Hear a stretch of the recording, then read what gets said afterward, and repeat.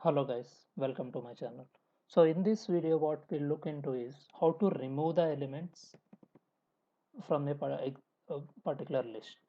So let's say this is the list we have. Let's print the list first. So these are the different list items we have here. So now what I'm going to do is I'm going to here when it comes to deleting the items from the list, we have two options. Either we can use remove or pop. So I'm going to show you like what's going to happen exactly when we are using remove or pop. Let's say we have the list now. List is these are the list of elements which we have. If I mention x dot pop means, so here what happens exactly is like when you give pop, it will delete the last item from your list.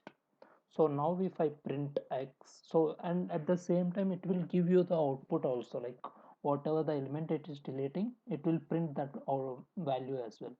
Now if I print x, now we can see only 9 are there, but earlier there were 10 elements. So let's perform the pop once again. So now it has deleted the 9. So now if you print, it is showing 8. So this is how we can display the data.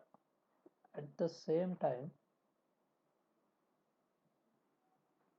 let's say you wanted to remove instead of, so in this case what's happening is it's just deleting the last item from the list.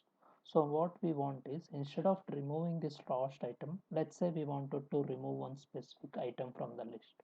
So in such cases you can use that particular element over here. Let's say when it comes in such cases you can use remove, and that particular number you can mention. Let's say we wanted to remove 2, so you can mention that here. If you print, so 2 got removed. So this is how you can, this is the main difference between pop and remove.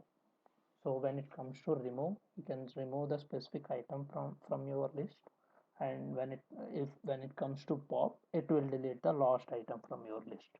So this is the main difference between remove and pop, and this is how you can delete the items from the particular list.